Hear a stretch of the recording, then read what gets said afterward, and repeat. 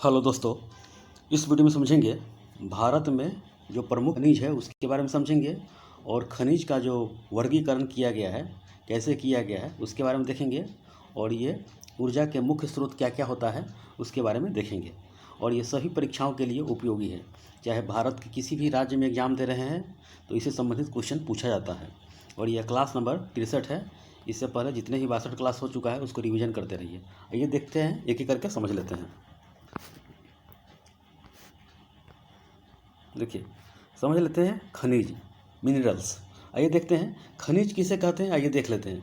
पृथ्वी के भूगर्भ से खुदाई करके प्राकृतिक रूप से पाए जाने वाले तत्वों या यौगिकों को खनिज कहते हैं। जैसे कोयला, जस्ता, अभ्रक इत्यादि मिलता है तो पृथ्वी के भूगर्भ यानी कि पृथ्वी के नीचे से खुदाई करके प्राकृतिक रूप से मिलता है वहाँ पे, तो वही खनिज होता है। अब समझते हैं अयस्क क्या होता है।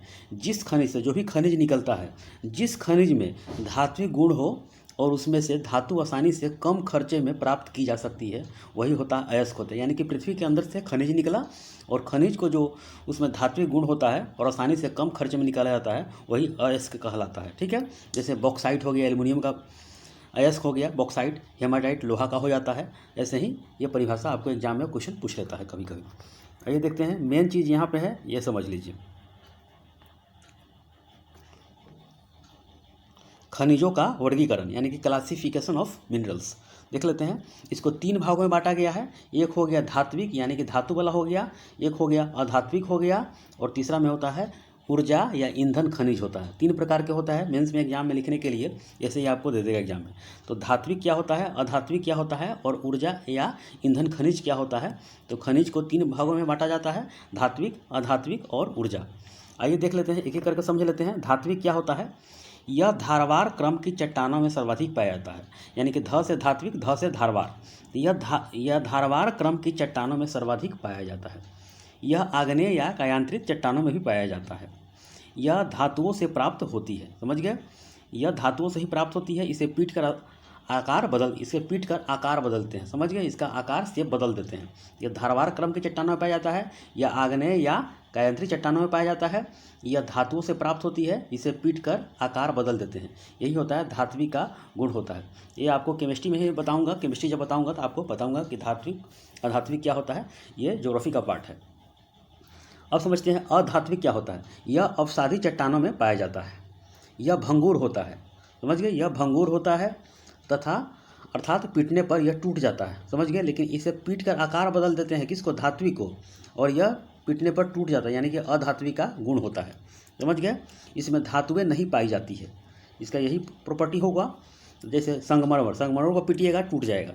नमक हो गया, टूटा हुआ रहता है। जिप्सम हो गया, हीरा, पायराइट, एस्बेस्टस, बलुआ पत्थर एवं चूना पत्थर, ये सब हो गया आपका अधात्विक हो गया। समझ गए, चलिए आगे देख लेते हैं। अब देखते हैं ऊर्जा।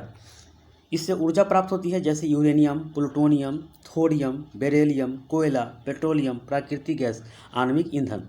जैसे इसमें इसके अंतर्गत आता है यूरेनियम। समझ गए, तो यूरेनियम जैसे मैं एग्जाम पूछ लेगा कि यूरेनियम क्या है, तो आणविक जो है ईंधन है। समझ गए, ये सब क्वेश्चन पूछ लेता है ये। आगे देख लेते हैं, देखिए। और देखिए धात्विक जो होता है, धात्विक 2 प्रकार का होता है। लौह धात्विक होता है, समझ गए, और एक होता है अलौह धात्विक होता है। ये भी समझ लेते हैं। इसमें लोहा की मात्रा पाया जाता है लौह धात्विक में, जैसे manganese, nickel, chromium, cobalt, tungsten, vanadium, molybdenum. ये आपका याद कर लीजिएगा, ये क्या में क्वेश्चन पूछ लेता है। वेनेडियम एवं मोलिटेनम किसका गुण है, तो लौह धात्विक का गुण है ये। Manganese, nickel, chromium, cobalt, tungsten, vanadium, molybdenum, ये आपका लौह धात्विक हो गया। अब समझते हैं अलौह क्या होता है, जिसमें लोहा की मात्रा नहीं पाया जाता है। जैसे सीसा हो गया, जस्ता हो गया, तांबा, बॉक्साइट, प्लेटिनम। ठीक है, तो ये सब आपका अलौह हो गया। आगे देख लेते हैं और भी। देखिए, भारत में खनिज संपदा 3 प्रकार के पाया जाता है। जैसा देख लिया हम लोग, धात्विक खनिज, अधात्विक खनिज, इसको अधात्विक कर लीजिएगा, और उसके बाद ऊर्जा ईंधन इसको बोलते हैं, ऊर्जा ईंधन खनिज बोलते हैं। समुद्र में जो है, समुद्र संसाधनों के भंडार है। समझ गए, समुद्र में ही सब कुछ पाया जाता है। तो संसाधन मुख्य भूमि में भी पाया जाता है और समुद्र में ही पाया जाता है। संसाधन जो है मुख्य भूमि पर ही पाया जाता है और समुद्र में ही पाया जाता है। समझ गए, और समुद्र में पाया जाता है। तो विभिन्न देशों को उसके आसपास के समुद्र जो है उस पर अधिकार देने के लिए 1992 में संयुक्त राष्ट्र के तहत जो तहत समझौता हुआ था उसे बोलते हैं अनक्लोज, यानी कि United Nations Convention on the Law of the कहते हैं। तो मैंने आपको बता दिया है, जब ज्योग्राफी का पहला दूसरा पार्ट देखिएगा, इससे पहले भी मैंने आपको बता दिया है कि अनक्लोज को क्या होता है। जैसे में भारत का ये मैप हो गया, इसमें 12 नॉटिकल मील इसको आधार रेखा मान लेते हैं, 24 नॉटिकल मील, उसके बाद 200 नॉटिकल मील के अंतर्गत भारत का अधिकार क्षेत्र होता है। समझ गए? तो 200 नॉटिकल मील के अंतर्गत में भारत एक द्वीप बना सकता है, कुछ भी कर सकता है। मैंने आपको बता दिया है। तो देखिए क्या है कि विभिन्न देशों को उसके आसपास के समुद्री जो क्षेत्र है अधिकार देने के लिए 1982 में संयुक्त राष्ट्र के तहत समझौता किया गया, जिसे अनक्लोज कहते हैं, United Nations Convention on the Law of the बोलते हैं। विभिन्न देशों को 3 तरह की समुद्री सीमा निर्धारित की तथा अर्थात उनके तट से समुद्र में 200 समुद्री मील तक समुद्री अधिकार दिया गया। तो इन क्षेत्रों को अनन्य आर्थिक क्षेत्र बोलते हैं, EEZ बोलते हैं। समझ गए? अर्थात संसाधनों का दोहन कर सकता है भारत, मुख्य भूमि पर अपना संसाधन दोहन कर सकता है। समझ गए? बल्कि अपने आधार रेखा से 200 समुद्री मील तक भी समुद्री संसाधन का दोहन कर सकता है। तट रेखा के आसपास के जो छिछले समुद्र होता है, यानी कि आपका भारत हो गया, ये छिछला जो समुद्र होता है, छिछला यहाँ पे, उसे बोलते हैं अपतट बोलते हैं। हमारे देश में पेट्रोलियम और प्राकृतिक भंडार अपतट से ही निकाले जाते हैं, मुख्य भूमि से नहीं निकाले जाते हैं, यानी कि अपतट से यहीं पे ये निकाले जाते हैं। संविधान के अनुसार मुख्य भूमि पर जो खनिज संसाधन है उन पर राज्यों का अधिकार होता है, यानी कि जो मुख्य भूमि पर जो संसाधन निकलता है पृथ्वी के अंदर से उस पर राज्य सरकार का अधिकार होता है। लेकिन अपतटीय वाला हो गया, अपतटीय हो गया, ये इस पर केंद्र सरकार का अधिकार होता है। यही कारण है कि अपतटीय क्षेत्र से जो खनिज उत्पादन होता है उसको किसी राज्य के उत्पादन में नहीं जोड़ा जाता है। अपतटीय में जो मिलता है उसके राज्य में नहीं जोड़ा जाता है। जैसे मुंबई हाई के पेट्रोलियम उत्पादन को महाराष्ट्र राज्य के उत्पादन में नहीं जोड़ा जाता है, ये केंद्र सरकार का हाथ में आ जाता है। देश में सबसे ज़्यादा पेट्रोल उत्पादक क्षेत्र मुंबई हाई में ही मतलब उत्पादित होता है, वहाँ पे निकाला जाता है पृथ्वी के अंदर से। लेकिन सर्वाधिक पेट्रोलियम उत्पादक जो राज्य है गुजरात है, जैसे अलंकेश्वर है, वहाँ पे तेल रिफाइनरी वहाँ पे कंपनी है, रिफाइन किया जाता है, वहाँ पे अलंकेश्वर में है। अब देखिए, अपतटीय खनिज उत्पादन का मूल्य किसी भी राज्य के खनिज उत्पादन के मूल्य से ज़्यादा होता है। अपतटीय खनिज उत्पादन का जो मूल्य होता है किसी राज्य के उत्पादन के मूल्य से ज़्यादा होता है, यानी कि समुद्र के जो अपतटीय होता है ये राज्य में जो निकला है और यहाँ पे जो निकलता है अलग है, तो उससे ज़्यादा होता है, यानी कि राज्य से ज़्यादा हो जाता है। किसका होता है? अपतटीय क्षेत्र का हो जाता है।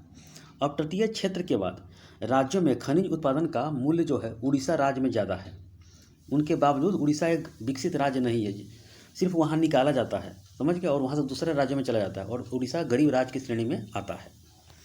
वहाँ के जो लोहा निकलता है तो चला जाता है कहाँ पे? वो चला जाता है जापान चला जाता है।